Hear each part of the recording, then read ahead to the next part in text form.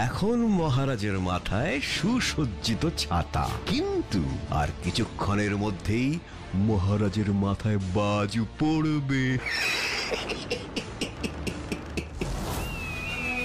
বন্দি করো রাজাকে।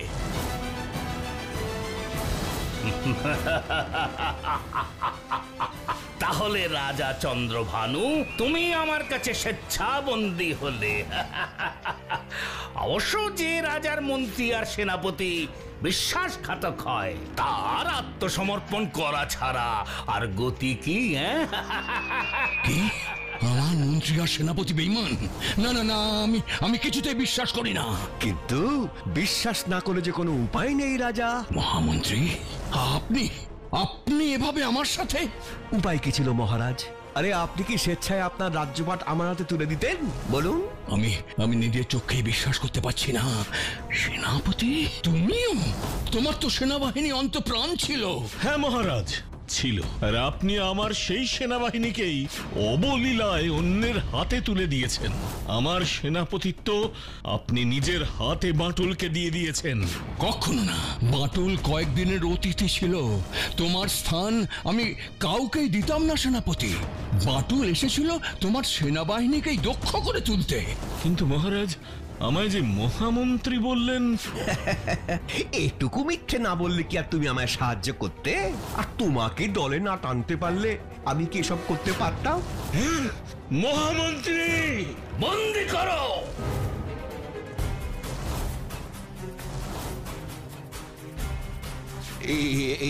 কি আমাকে বন্দি করছো কেন? হুজুর দেখুন, এরা কি ভুল করছে দেখুন। ভুল নয়, আমার আদেশে। তুমি কি করে ভাবলে মন্ত্রী ভানুগড়ের রাজত্ব আমি তোমার হাতে তুলে দেব? মানে বেঈমানি শুধু তুমি করতে পারো, বুদ্ধি শুধু তোমার একারই আছে। তুমিও বাকি দুজনের মতোই বন্দী। দেখি এবার ভানুগড়কে কে বাঁচায়। বাঁটুল!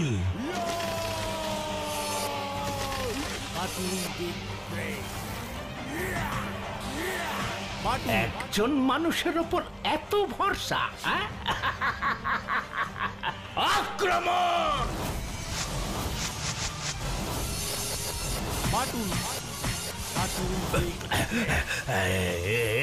এসব কি হচ্ছে? হচ্ছেটা কি?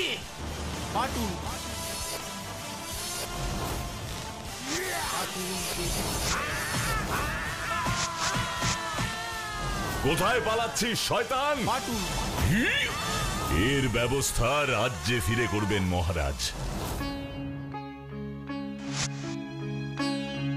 আমার খুব বড় ভুল হয়ে গেছে মহারাজ, আমায় ক্ষমা করে দিন। সেনাপতির কোনো দোষ নেই মহারাজ।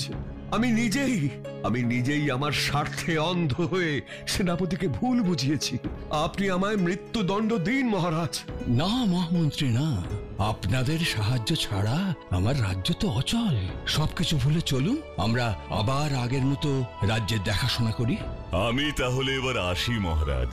আসুন বাটুল, আপনার ঋণ আমি কোনোদিন ভুলব না। আর পারলে আমাদের ক্ষমা করে দেবেন বাঁটুল বাবু। আমি আপনাকে ভুল বুঝেছিলাম। আপনি সত্যি অসম্ভব শক্তিশালী।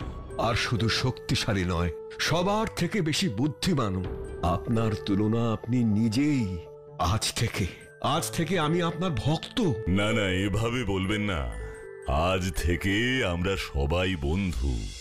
এভাবেই সবার সাথে আমার একটা সুন্দর বন্ধুত্ব তৈরি হয়ে গেল।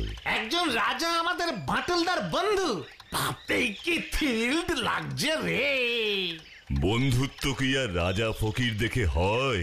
বন্ধুত্ব হয় দুজন মানুষের মনের মিল হলে। কি তাই না?